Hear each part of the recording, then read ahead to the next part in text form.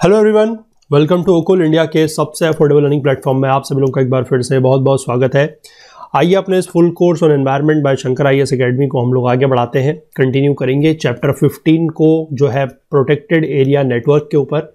और पिछले 3 पार्ट्स में हम लोगों ने जो पहले के 2 पार्ट थे उसमें हमने नेशनल इनिशिएटिव्स के बारे में बात किया है, यानी कि about the national park, wildlife century, conservation reserve, community reserve, sacred groups, इनके बारे में बात किया है। और पिछले पार्ट में यानी कि जो पार्ट 3 था उसमें हम लोगों ने जो ग्लोबल इनिशिएटिव्स है, जो आपका यूनेस्को का MAB है, that is man and biosphere programme है, उसके बारे में बात करी थी। और बायोस्फीयर रिजर्व्स क्या होते हैं, किस तरीके से इनको बनाया जाता है, इंडिया में कौन कौन से बायोस्फीयर रिजर्व्स हैं, उनके बारे में हम लोगों ने बात की है। तो आज हम लोग थोड़ा सा बायोस्फीयर रिजर्व्स के बारे में ही और देखेंगे, जिसमें हम लोग बात करेंगे about the world network of biosphere reserve. India में कौन कौन से बायोस्फीयर रिजर्व्स हैं, जो टोटल 18 हैं, उनमें से कौन कौन से बायोस्फीयर रिजर्व्स ऐसे हैं जो world network of biosphere reserve के अंदर आते हैं। और थोड़ा बहुत बात हम लोग करेंगे related to the biosphere reserve के ही जो डिज़ाइन एंड स्ट्रक्चर होता है उसको लेकर, यानी कि जो कोर एरिया, बफर एरिया और जो ट्रांजिशन जोन या ट्रांजिशन एरिया है उसके बारे में। ठीक है, तो आगे बढ़ने से पहले मैं आप सभी लोगों से एक बार फिर से एज यूजुअल रिक्वेस्ट करना चाहूँगा कि जो लोग इस कोर्स को, इस वीडियो सीरीज़ को फॉलो कर रहे हैं, जिनको ये पसंद आ रही है, वो ज़्यादा से ज़्यादा वीडियोस को लाइक करें, ज़्यादा से ज़्यादा शेयर करें अपने दोस्तों के साथ, कलीग्स के साथ, ताकि हमारे इन कोर्सेज़ का जो फ़ायदा है वो ज़्यादा से ज़्यादा लोगों तक पहुँच सके। और बाकी जो लोग चैनल पर नए हैं, जिन्होंने अभी तक हमारे चैनल को सब्सक्राइब नहीं किया है, उन लोगों से भी मैं रिक्वेस्ट करूँगा कि आप लोग चैनल को ज़रूर सब्सक्राइब कर लें और बेल आइकन प्रेस करना ना भूलें, ताकि हमारी तरफ से जब भी जो नया वीडियो पोस्ट होता है तो उसका नोटिफिकेशन आप लोगों को मिल जाए। और साथ ही साथ अगर आप इस पूरे के पूरे वीडियो सीरीज़ का जो फुल कोर्स है, अगर उसमें एनरोल करना चाहते हैं, जहां पर आपको सारे के सारे वीडियोस जो हैं वो बिना किसी एडवर्टाइजमेंट वगैरह के, बिना किसी एडवर्टाइजमेंट के, साथ ही साथ चैप्टर वाइज नोट्स आप लोगों को मिल जाएंगे PDF फॉर्म में, जिसको आप लोग डाउनलोड कर सकते हैं, अपने मोबाइल पर पढ़ सकते हैं, लैपटॉप वगैरह पर पढ़ सकते हैं। और साथ ही साथ chapter wise notes, chapter wise quizzes भी आप लोगों के लिए वहाँ पर अपडेट किए जा रहे हैं। ठीक है, तो उस पूरे के लिए आपको नीचे डिस्क्रिप्शन बॉक्स में जो लिंक दिया हुआ है उसके थ्रू आप लोग जाके कोर्स में एनरोल कर सकते हैं। काफ़ी अफोर्डेबल रेट्स में ये कोर्स जो है वो अभी आप लोगों के लिए अवेलेबल है विद 2 years ऑफ वैलिडिटी। ठीक है, चलिए तो फिलहाल हम लोग जो है स्टार्ट करते हैं अपना आज का discussion protected area network chapter 15 part 4 के साथ।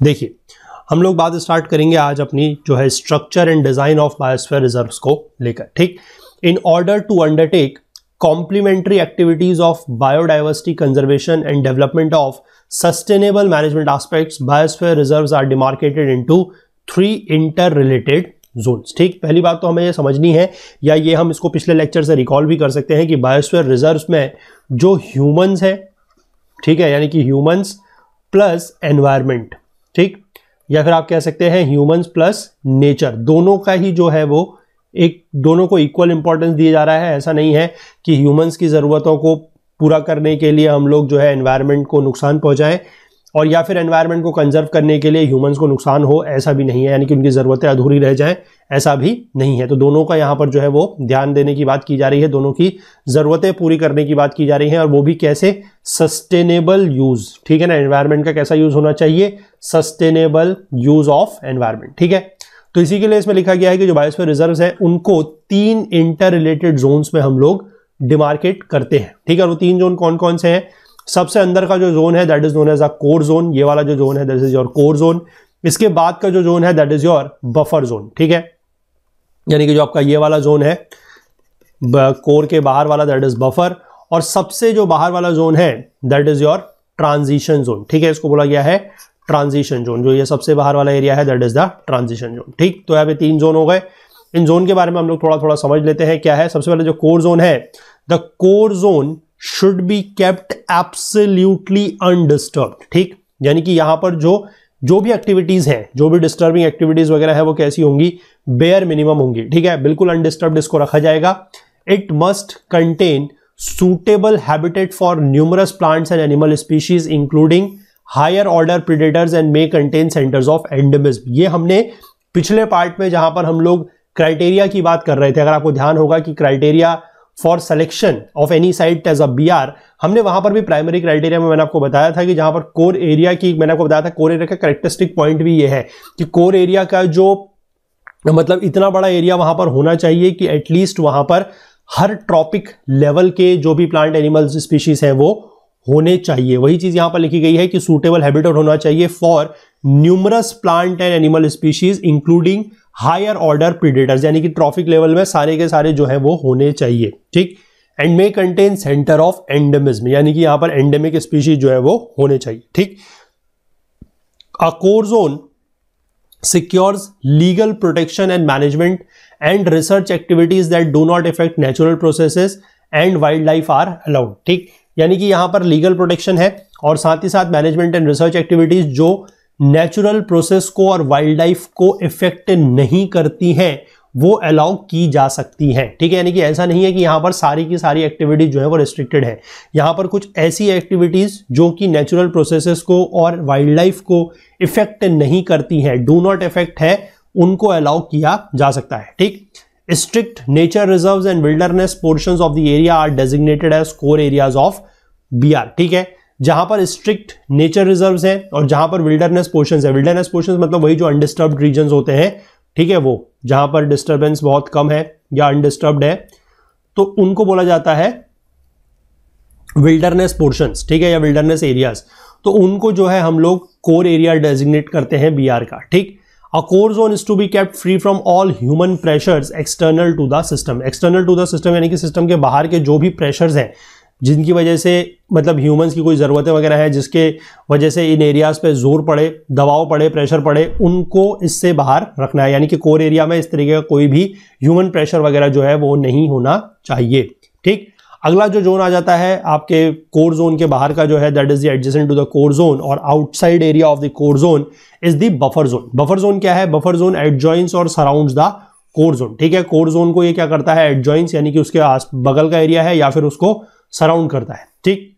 It's uses and activities are managed in ways that protect the core zone. इसका बेसिकली मेन फंक्शन क्या है, ठीक है, यहां पर जो इसका यूज किया जाता है और इसमें इस तरीके की एक्टिविटीज होती हैं जिससे ये कोर जोन को क्या करता है? प्रोटेक्ट करता है, ठीक।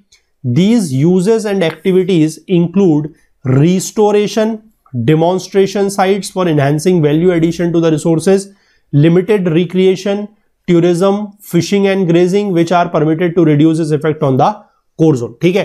यानी कि यहां पर जैसे हमने पिछले में बात किया है कोर जोन में क्या है कि सिर्फ और सिर्फ वो एक्टिविटीज जो नेचुरल प्रोसेसेस और वाइल्ड लाइफ को डिस्टर्ब नहीं करती हैं या इफेक्ट नहीं करती हैं, सिर्फ उन्हीं को वहां पर करने की, वहां पर उन एक्टिविटीज को कैरी आउट करने की परमिशन है।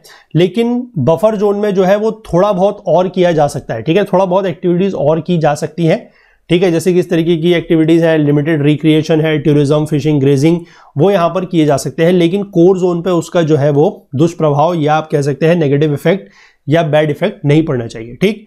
रिसर्च एंड एजुकेशनल एक्टिविटीज जो है यहां पर वो एनकरेज की जानी चाहिए। Human activities if natural within BR are likely to be permitted to continue if this do not adversely effect the ecological diversity. यानी कि वही एक्टिविटीज जो कि इकोलॉजिकल डाइवर्सिटी को इफेक्ट नहीं करती है, एडवर्सली इफेक्ट नहीं करती है, जिनके ऊपर बुरा प्रभाव या दुष्प्रभाव नहीं डालती है, तो उनको यहां पर परमिट किया जा सकता है। यानी कि ह्यूमन एक्टिविटीज जो है वो पूरी तरीके से रेस्ट्रिक्टेड नहीं है, ठीक। इसके बाद जो तीसरा सबसे बाहर का जोन है that is the transition zone. Transition zone is the outermost part of the biosphere reserve, ठीक। This is usually not delimited one and is a zone of cooperation where conservation, knowledge and management skills are applied and uses are managed in harmony with the purpose of the biosphere reserves, ठीक है। यहां पर basically मतलब काफी सारी activities वगैरह जो है वो यहां पर चल सकती हैं। This includes settlements, croplands, manage forest and areas for intensive recreation and other economic uses characteristic of the zone. यहां पर इस तरीके की सारी एक्टिविटीज जो है वो की जा सकती है, ठीक है ना। In buffer zone and the transition zones, manipulative macro management practices are used. Experimental research areas are used for understanding the patterns and processes in the ecosystem. Modified or degraded landscapes are included as rehabilitation areas to restore the ecology in a way that it returns to sustainable productivity. तो सारी की सारी activities जो है वो यहाँ पर क्या है की जा सकती है, लेकिन बात वही है कि इकोलॉजी के ऊपर जो है नुकसान नहीं पहुंचना चाहिए, तो वहां पर एक्टिविटीज जो है वो की जा सकती है। यानी कि आप समझ सकते हैं कि जो कोर एरिया है वहां पर एक्टिविटीज बिल्कुल बेयर मिनिमम रखी जाएंगी, बफर जोन में थोड़ा सा ज्यादा हो सकती है और ट्रांजिशन जोन में जो है उसमें सबसे ज्यादा एक्टिविटीज हो सकती है, ठीक। अब सवाल यह आता है कि ये जो बायोस्फीयर रिजर्व्स हैं ये प्रोटेक्टेड एरियाज से किस तरह से डिफरेंट है, ठीक। तो BR is not intended to replace existing protected areas. ये हमने पिछले लेक्चर में भी बात की थी कि जो बायोस्फीयर रिजर्व्स हैं they are not a substitute और an alternative to the protected areas, ठीक है ना। लेकिन it widens the scope of conventional approach of protection and further strengthens the protected area network. ठीक, ये एक कन्वेंशनल अप्रोच ऑफ प्रोटेक्शन जो है उसको क्या करता है, वाइडन करता है, उसको उसका जो दायरा है उसको बढ़ाता है, और जो प्रोटेक्टेड एरिया नेटवर्क है उसको फर्दर ये स्ट्रेंथन करता है या मजबूती प्रदान करता है। ठीक, एग्जिस्टिंग लीगली प्रोटेक्टेड एरियाज कौन कौन से, जैसे national parks, wild life sanctuary, tiger reserve, ठीक है, बाकी reserve and protected forest may become part of the BR without any change in their legal status। ठीक, जैसे मैंने आपको पिछले लेक्चर में या जब हम national park wildlife century के बारे में बात कर रहे थे तो वहां पर भी मैंने आपको बताया था कि जैसे मान लीजिए एक बायोस्फीयर रिजर्व है, तो उस बायोस्फीयर रिजर्व के अंतर्गत काफी सारे नेशनल पार्क्स या आसपास के वाइल्ड लाइफ सेंचुरीज जो है वो उसके अंदर आ सकते हैं, और वो पूरा का पूरा जो एरिया होगा that will be the biosphere reserve. उसके अंदर अगर कोई एक नेशनल पार्क आता है तो वो नेशनल पार्क उसी तरीके से अपना जो ओरिजिनल लीगल स्टेटस है उसको बनाए रखते हुए वहां पर रह सकता है। ठीक, on the other hand inclusion of such areas in the BR will enhance there national value. तो नेशनल पार्क को अगर हम बायोस्फीयर रिजर्व के अंतर्गत या वाइल्ड लाइफ सेंचुरी को अगर बायोस्फीयर रिजर्व के अंतर्गत रखते हैं तो उसका स्टेटस कम होगा ऐसा नहीं है, स्टेटस चेंज होगा ऐसा भी नहीं है, बल्कि उससे क्या होगा कि उसकी जो नेशनल वैल्यू है वो और क्या हो जाएगी, इनहेंस हो जाएगी, बढ़ जाएगी। ठीक, However, the biosphere reserves differ from the protected areas due to their emphasis on। अब बायोस्फीयर रिजर्व जो है वो प्रोटेक्टेड एरियाज से किस तरीके से अलग है वो भी थोड़ा सा यहां पर देख लीजिए, क्योंकि बायोस्फीयर रिजर्व में जो है किस चीज के ऊपर एम्फोसिस दिया जाता है या जोर दिया जाता है वो देखिए, conservation of overall biodiversity and landscape rather than some specific flagship species. ठीक है, यानी कि यहां पर सबसे बड़ी बात यह है कि बायोस्फीयर रिजर्व में हम लोग ओवरऑल बायोडाइवर्सिटी और लैंडस्केप को कंजर्व करने की बात करते हैं, जबकि अगर हम बात करें नेशनल पार्क्स की या वाइल्ड लाइफ सेंचुरी की तो वहां पर कोई एक फ्लैगशिप स्पीशीज होती है जिसके कंजर्वेशन की बात की जाती है। ठीक है, to allow natural and evolutionary processes to continue without any hindrance, यानी कि यहां पर जो आपका बायोस्फीयर रिजर्व्स है उसमें नेचुरल और इवोल्यूशनरी प्रोसेसेस क्या है वो अलाउ की जाती है बिना किसी हिंड्रेंस के। ठीक, बिना किसी आप कह सकते हैं गतिरोध के। Different components of BRs like landscapes, habitats and species and land races, इनके ऊपर जो है वो एम्फोसिस दिया जाता है। Developmental activities and resolution mitigation of conflict between development and conservation, वही बात है कि डेवलपमेंट भी करना है क्योंकि ह्यूमंस के लिए लाइवलीहुड के लिए डेवलपमेंट जरूरी है और एनवायरनमेंट या नेचर के लिए कंजर्वेशन जरूरी है, तो इन दोनों के कंफ्लिक्ट को दूर करते हुए या रिजॉल्व करते हुए जो है डेवलपमेंटल एक्टिविटीज के ऊपर भी क्या दिया जाता है, यहां पर जोर दिया जाता है। ये तो मैं आपको पिछले लेक्चर से ही बताते आया हूं कि जैसे नेशनल पार्क वगैरह में क्या है कि एनवायरनमेंट के ऊपर मोस्ट फोकस रहता है, लेकिन BR में क्या है, जो बायोस्फीयर रिजर्व है वहां पर ह्यूमंस प्लस एनवायरनमेंट दोनों को साथ लेकर चलने की बात की जाती है। ठीक, increase in broad basing of stakeholders specially local people's participation and their training compare to the features of scheme on wildlife sanctuaries and national parks, यानी कि जो स्टेक होल्डर्स हैं, स्टेक होल्डर्स कौन होते हैं, those are directly related to anything, जैसे कि मान लीजिए कोई प्रोजेक्ट है या कोई कंपनी है तो उसके स्टेक होल्डर्स कौन होते हैं, जो उससे डायरेक्टली रिलेटेड है, यानी कि जिसको अगर मान लीजिए कोई कंपनी का स्टेक होल्डर है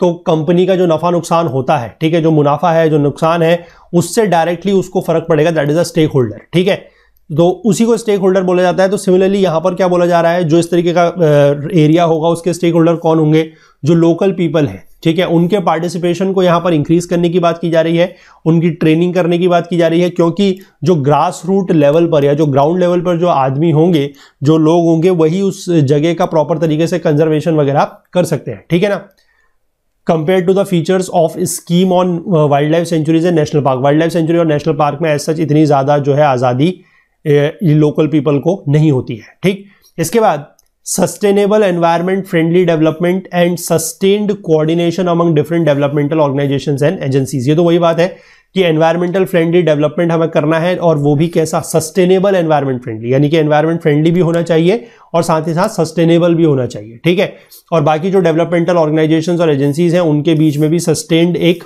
कोऑर्डिनेशन होना चाहिए। Research and monitoring to understand the structure and functioning of ecological system and their mode of reaction when exposed to human intervention. ठीक है, यानी कि रिसर्च एंड मॉनिटरिंग करनी है किसके लिए, कि स्ट्रक्चर और फंक्शनिंग ऑफ इकोलॉजिकल सिस्टम को हम लोग रिसर्च कर सकें, उसको मॉनिटर कर सकें, ठीक है, और उसका जो मोड ऑफ रिएक्शन है वो हम समझ सकें, जब उसको हम ह्यूमन इंटरवेंशन अगर उसमें होता है तो उसका रिएक्शन क्या होगा उसको भी हम समझ सकें, उसके ऊपर भी यहां पर जोर दिया जाता है। The Indian national man and biosphere committee constituted by the central government identifies new sites, advises on policies and programs, lays down guidelines, reviews progress and guidelines in the light of evaluation studies and feedback। यानी कि जो India में जो मतलब MAB तो किसका है, UNESCO का है ना, जो MAB यूनेस्को का है उसकी जो एक इंडियन नेशनल कमिटी है, ठीक है, जो सेंट्रल गवर्नमेंट द्वारा कंस्टिट्यूट की जाती है, वो क्या क्या काम करती है वो यहां पर दिया गया है। ठीक, the management of biosphere reserves is the responsibility of the concerned state और union territory with necessary financial assistance and guidelines for management and technical expertise provided by the central government। यानी कि जो बायोस्फीयर रिजर्व है वो जहां पर भी है, यानी कि जिस भी स्टेट में या जिस भी यूनियन टेरिटरी में वो है, वहां का जो कंसर्न्ड स्टेट अथॉरिटी या जो यूनियन टेरिटरी की अथॉरिटी है वो उस बायोस्फीयर रिजर्व का मैनेजमेंट करेगा। ठीक है, लेकिन साथ ही साथ सेंट्रल गवर्नमेंट यानी केंद्र सरकार के द्वारा थोड़ा बहुत फाइनेंशियल असिस्टेंस जो है वो दी जा सकती है, मैनेजमेंट के लिए गाइडलाइंस दिए जा सकते हैं और कुछ टेक्निकल एक्सपर्टीज जो है वो प्रोवाइड की जा सकती है। बट जो ओवरऑल मैनेजमेंट होगा बायोस्फीयर रिजर्व का वो स्टेट गवर्नमेंट या यूनियन टेरिटरी ही करेगी। तो ये एक इंपॉर्टेंट पॉइंट है, इसको ध्यान रखना है कि मैनेजमेंट कौन करता है, जो कंसर्न्ड स्टेट और यूटी है वो। ठीक, लेकिन सेंट्रल गवर्नमेंट का थोड़ा बहुत रोल है in the case of they can provide financial assistance, guidelines for some management and technical expertise. ठीक, BRs are internationally recognised within the framework of UNESCO's man and biosphere programme after receiving consent of the participating country. जो BR है उनको internationally recognise किया जाता है, ठीक है, और कहां पर है, with in the framework of जो यूनेस्को का MAB प्रोग्राम है उसके अंतर्गत, और जो कंसर्न जो आपकी पार्टिसिपेटिंग कंट्री यानी कि जहां पर भी वो प्रेजेंट है बायोस्फीयर रिजर्व, उसकी कंसेंट के बाद यानी कि उसकी जो क्या कहते हैं रजामंदी के बाद उसको यूनेस्को के MAB प्रोग्राम के अंतर्गत रिकॉग्नाइज किया जाता है। ठीक है, इसके बाद इसमें आता है the world network of biosphere reserves. ठीक है, the world network of biosphere reserve जो है इसके बारे में हम समझते हैं। The world network in order to facilitate cooperation BRs are admitted into international network by international coordinating council of the MAB program of UNESCO on the request of the participating country subject to their fulfillment of prescribed criteria। कुछ prescribed criteria है, ठीक है, वो क्या है वो हमें जानने की जरूरत नहीं है, वो एग्जाम पॉइंट ऑफ व्यू से इंपॉर्टेंट नहीं है, जो इंपॉर्टेंट है वो आपको यहां पर बताया जा रहा है। ठीक है ना, तो इसमें बेसिकली क्या है कि जब कोई भी देश है, जैसे मान लीजिए इंडिया की अगर हम बात करें, इंडिया में हमने जैसे पिछली बार देखा था पिछले लेक्चर में कि बहुत सारे बायोस्फीयर रिजर्व्स हैं 18, उनमें से कोई भी अगर कुछ प्रिस्क्राइब्ड क्राइटेरिया है उसको अगर फुलफिल करता है, ठीक है, और उसके बाद इंडिया अगर रिक्वेस्ट करता है किसको, यूनेस्को की जो ICC है उसको, यानी कि यूनेस्को का जो MAB प्रोग्राम है उसकी जो ICC है that is international coordinating council, उसको अगर वो रिक्वेस्ट करता है तो और अगर ये क्राइटेरिया वगैरह फुलफिल पाया जाता है तो उस BR को जो है वो कहां पर एडमिट किया जा सकता है, जो world network of biosphere reserve है उसके अंतर्गत। ठीक, The BRs remain under the sole sovereignty of the concerned country or state where it is situated and participation in the world network is voluntary। अब यहां पर एक चीज और समझने की है, ठीक है, कि वर्ल्ड नेटवर्क के अंदर अगर हमने बायोस्फीयर रिजर्व को रख दिया, रिक्वेस्ट अगर हमने करी, मान लीजिए इंडिया ने किसी को भी लेकर, जैसे मान लीजिए नीलगिरी नेशनल पार्क को लेकर करी, ठीक है, नीलगिरी बायोस्फीयर रिजर्व को लेकर करी और उसको पाया गया कि इसने सारे जो क्राइटेरियाज हैं वो फुलफिल किए हुए हैं, तो उसको एक world network of biosphere reserve के अंतर्गत रखा जाएगा। तो क्या उस पे इंडिया की पावर कम हो जाएगी उसके मैनेजमेंट वगैरह को लेकर? तो ऐसा नहीं है, ठीक है ना। सोल सॉवरेनिटी जो है वो कंसर्न्ड स्टेट या कंट्री की ही रहेगी, और वर्ल्ड नेटवर्क में पार्टिसिपेट करना है या नहीं करना है ये भी स्वेच्छा से किया जाएगा, वॉलंटरी डिसीजन रहेगा, ठीक है। Delisting from international network is done as an exception on ground of violation of obligation for conservation and sustainable development of biosphere reserves after consulting the concerned government। यानी कि इंटरनेशनल नेटवर्क जो है, जो ये world network है, जो international network है, उसमें अगर एक बार शामिल हो गया कोई बायोस्फीयर रिजर्व तो उसको वहां से डीलिस्ट भी किया जा सकता है, यानी कि हटाया भी जा सकता है, लेकिन वो एक एक्सेप्शन के तौर पर किया जाएगा। और किन ग्राउंड्स पर, किन आधार पर किया जाएगा कि अगर मान लीजिए कंजर्वेशन या सस्टेनेबल डेवलपमेंट के जो ऑब्लिगेशन है, यानी कि जो जिस तरीके से कंजर्वेशन करना है, सस्टेनेबल डेवलपमेंट करना है, अगर वो नहीं किया जा रहा है, अगर उसका वायलेशन किया जा रहा है, तो उसको जो भी बायोस्फीयर रिजर्व वहां पर इंक्लूड किया गया है उसको वहां से डिलिस्ट भी किया जा सकता है। ठीक, the MAB's programme's primary achievement is the creation in 1977 of the world network of biosphere reserves. तो world network of biosphere reserve का जो क्रिएशन हुआ है वो 1977 में हुआ है। ठीक है, यहां पर जो डेटा है ये यूनेस्को की वेबसाइट से लिया गया है। आप लोगों की जो बुक है, इस बुक में थोड़ा सा पुराना डेटा दिया गया है। ठीक है, तो आज का जो प्रेजेंट डेटा है वो ये है कि composed of 714 biosphere reserves in 129 countries including 21 transboundary sites. ठीक है, जो WNBR है यानी कि जो world network of biosphere reserve है उसमें कितने बायोस्फीयर्स हैं?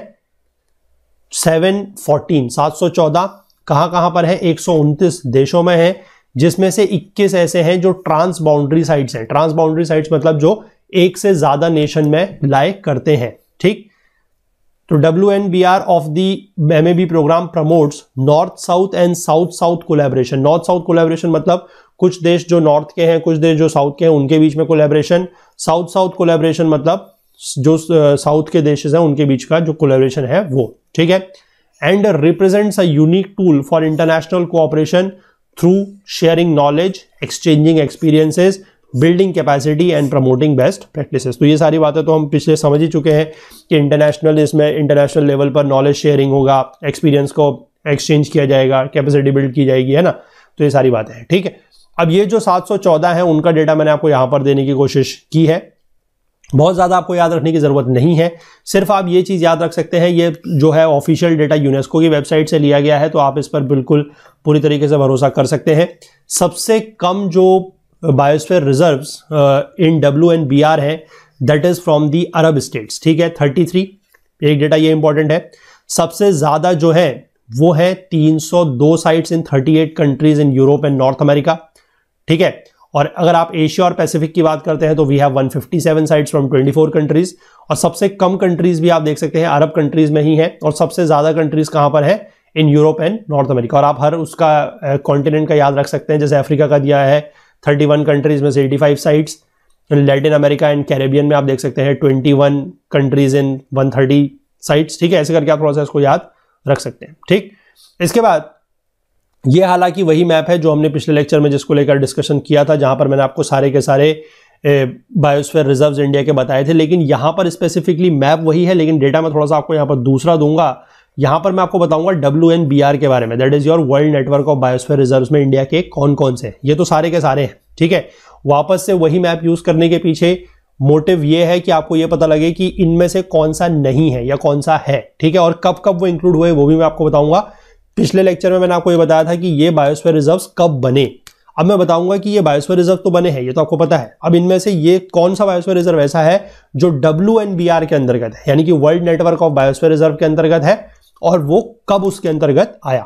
ठीक, तो इंडिया का जो सबसे पहला था वो कौन सा था? आपको याद होगा पिछले लेक्चर में हमने बताया था आपको, that was the Nilgiri biosphere reserve इन तमिलनाडु। ठीक है, हालांकि 1986 में ये बायोस्फीयर रिजर्व डिक्लेयर हुआ था, लेकिन 2000 सन में यानी कि 2000 में ये WNBR के अंतर्गत आया है। ठीक, इसके बाद जो अगला है that is gulf of Mannar. Gulf of Mannar 2001 में आया है, तो ये 2 हो गए। ठीक है, इसके बाद तीसरा आपका ये है दैट इज सुंदरबंस, और ये भी आपका 2001 में ही आया है।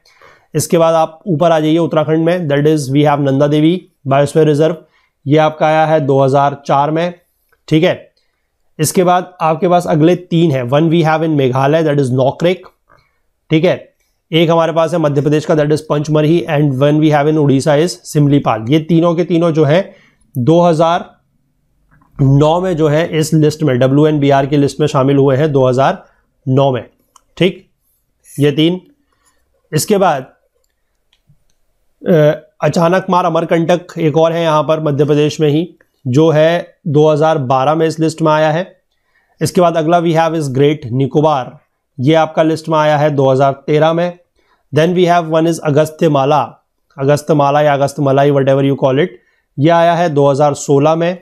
जो सेकंड लेटेस्ट एडिशन है that is we have Kanchenjunga in Sikkim, that is in 2018। और जो लेटेस्ट एडिशन है इसमें, ठीक है, जो लेटेस्ट एडिशन है जो आपको बिल्कुल ध्यान रखना चाहिए वो है ये, दैट इज पन्ना। ठीक है, पन्ना बायोस्फीयर रिजर्व इन मध्य प्रदेश, ये इंक्लूड हुआ है 2020 में। तो ये एक करंट की भी न्यूज है, करंट की इंफॉर्मेशन है, इसको ध्यान रखिएगा कि Panna biosphere reserve which became और which was declared as a biosphere reserve in 2011, यानी कि 2011 में इसको बायोस्फीयर रिजर्व का दर्जा मिला था। ये WNBR यानी कि WNBR world network of biosphere reserve में शामिल हुआ है कब? 2020 में। इस चीज को आप ध्यान रखिएगा, लेटेस्ट इंफॉर्मेशन है, एग्जाम वगैरह में आप लोगों से पूछी जा सकती है। ठीक है, चलिए तो फिलहाल इसको हम लोग जो है आज इतना ही रखते हैं। इसके जो नीचे का बाकी पार्ट है that is about the biodiversity hotspots and all, उसके बारे में हम लोग जो है अपना डिस्कशन अगले लेक्चर में करेंगे। ठीक है, और अगले लेक्चर में मोस्ट प्रोबेबली ये जो चैप्टर है वो भी कंप्लीट हो जाए। ठीक है, चलिए तो कंटेंट रिलेटेड अगर आपको कोई भी डाउट होता है तो आप हमारा टेलीग्राम का जो ग्रुप है दैट इज ओकुल GS UPSC डिस्कशन फोरम, इसको ज्वाइन कर सकते हैं। इसका लिंक आपको नीचे डिस्क्रिप्शन बॉक्स में मिल जाएगा, या फिर आप इसको टेलीग्राम में सर्च करके भी ज्वाइन कर सकते हैं, या फिर आप वीडियोस के नीचे जो कमेंट सेक्शन होता है वहां पर भी अपने कोई भी डाउट है वो पूछ सकते हैं, कोई क्वेरी पूछ सकते हैं, या फिर अपने जो भी सुझाव फीडबैक वगैरह है वो भी हमें वहां पर बता सकते हैं। इस पूरे के पूरे वीडियो सीरीज का जो फुल कोर्स है वो हमारी वेबसाइट पर अवेलेबल है, वहां पर आपको सारे के सारे वीडियोस मिल जाएंगे, साथ ही साथ chapter wise notes, chapter wise quizzes आप लोगों के लिए प्रोवाइड किए जा रहे हैं। उसके लिए आपको नीचे डिस्क्रिप्शन बॉक्स में जो लिंक दिया हुआ है उसके थ्रू जाके आप लोग एनरोल कर सकते हैं। बाकी वेबसाइट के थ्रू कोर्स को एक्सेस करने में या परचेस करने में अगर कोई भी आपको टेक्निकल क्वेरी आप फेस करते हैं तो आप हमसे व्हाट्सएप के थ्रू इस नंबर पर या फिर हमारी ईमेल आईडी के थ्रू आप हमसे कांटेक्ट कर सकते हैं, जो कि है support@okul.co। बाकी हमसे ज़्यादा जुड़ने के लिए आप हमें फेसबुक पे, इंस्टाग्राम पे, लिंक्डइन पे और ट्विटर पर भी फॉलो कर सकते हैं। तो मिलेंगे अगले लेक्चर में, मोस्ट प्रोबेबली ये चैप्टर जो है उसमें कंप्लीट हो जाएगा। तब तक के लिए अपना बहुत बहुत ध्यान रखिएगा। Please do take care of yourself. Thank you, have a nice day, bye bye.